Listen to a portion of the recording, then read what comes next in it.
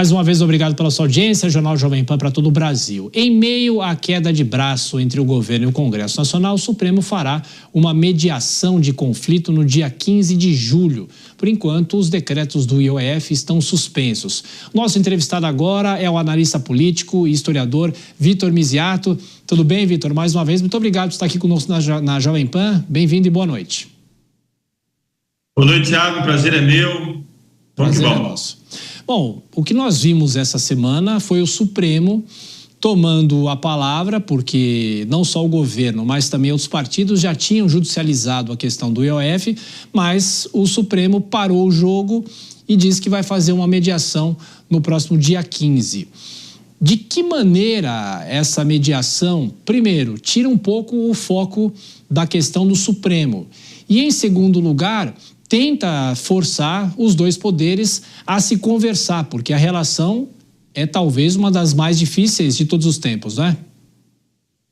Perfeito, Thiago. O que nós vimos nessas últimas semanas é de um ineditismo na nova República muito importante.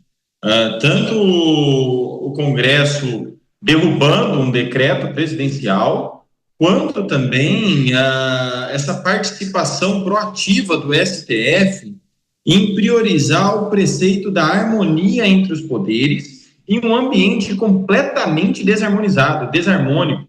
Portanto, esses ineditismos, eles podem nos levar a diversos caminhos, como, por exemplo, uma crise ainda maior da República ou até mesmo um amortecimento dessas tensões que vem chegando a um ponto cada vez mais culminante, tenso, há 1 ano e meio das eleições. Então, o que isso tudo significa para a política brasileira? Nós estamos, e esse é um terreno pantanoso, nós estamos caminhando aí para uma situação em que a Constituição cada vez mais, liderada pelo STF, essa Constituição cada vez mais, de uma certa forma, vem perdendo não validade ou legalidade, mas sim legitimidade. Os poderes estão cada vez mais confusos. O legislativo, de uma certa forma, está executando, o executivo, de uma certa forma, está judicializando e o Supremo Tribunal Federal, muitas vezes, está legislando políticas que não deveriam estar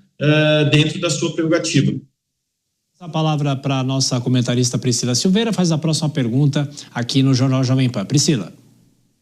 Boa noite, Vitor. Satisfação falar com você. O fato de judicializar temas aí que são fiscais, como é o caso do IOF, Vitor, você acha que pode ser visto como uma estratégia legítima do governo ou é uma tentativa de impor, de alguma maneira, decisões impopulares sem o respaldo do Poder Legislativo?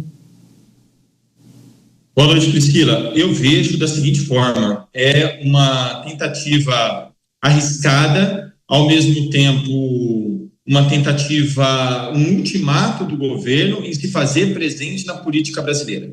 Diante disso, como o próprio presidente Lula falou essa semana, se eu não me engano, na Bahia, se eles não judicializassem, a imagem que eles iriam passar para a sociedade brasileira é que nós já não temos mais um governo, que de fato é um governo muito frágil politicamente, mas que ainda se sustenta através de alguns índices macroeconômicos, vamos colocar assim. No entanto, o que eu vejo também que vem acontecendo é uma tentativa do governo, com essa medida, também ganhar mais apoio nas redes sociais, ganhar mais participação nas redes sociais, porque o que os índices mostram nessas últimas semanas, nesses últimos dias, é que houve sim uma reação do governo à avalanche de derrotas que ele estava sofrendo nas redes sociais.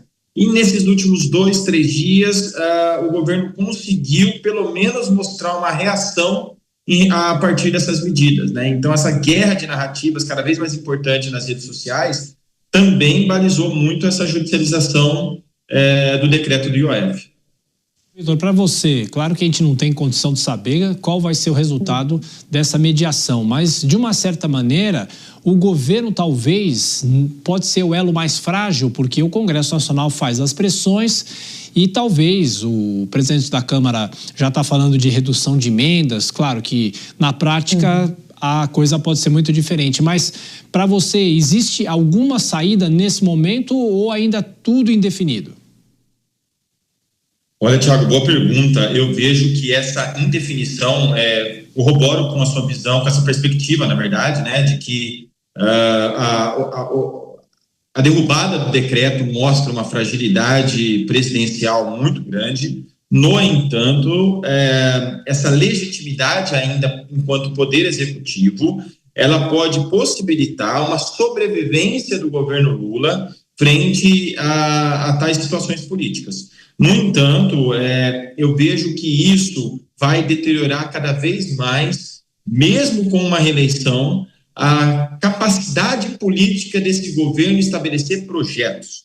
Nós temos aqui um governo, isso é importante deixar claro, um governo que não tem um projeto de Brasil. E aí acaba sendo navegado de acordo com as correntezas. E a correnteza agora, ela é de uma certa forma favorável no que diz respeito à conjuntura internacional. Tudo isso impacta na política brasileira porque possibilita ao governo, através dessa judicialização, embora completamente enfraquecido junto ao Congresso, através dessa judicialização, possibilita dar ao governo uma certa sobrevida no que diz respeito à tentativa de ação perante algumas medidas políticas. É uma medida extrema? Sim. Perda de legitimidade política? Também. No entanto, é uma tentativa de sobreviver a essas fragilidades que vêm ocorrendo nos últimos 2 anos, principalmente. Priscila Silveira, mais uma pergunta para o nosso entrevistado. Priscila. Sim. Vitor, quais são esses riscos institucionais que a gente tem, e também até democráticos, né, do STF assumir um papel ali central, como se fosse um árbitro, e aqui não estou questionando porque ele tem, né, como uma garantia constitucional de sobrepesar essas decisões mesmo, mas eu pergunto sobre disputas aí políticas, fiscais, entre o Executivo e o Congresso. Como tem aí, né, como que fica essa polêmica? Como que, na sua opinião, fica essa participação como árbitro do STF? Ao meu ver, mais do que fragilizar a democracia, essa atuação desenfreada do Supremo Tribunal Federal prejudica a nossa ideia de república, porque o STF deveria ser a ponta de lança, o final da arma da democracia no Brasil. E o que a gente está vendo é o contrário.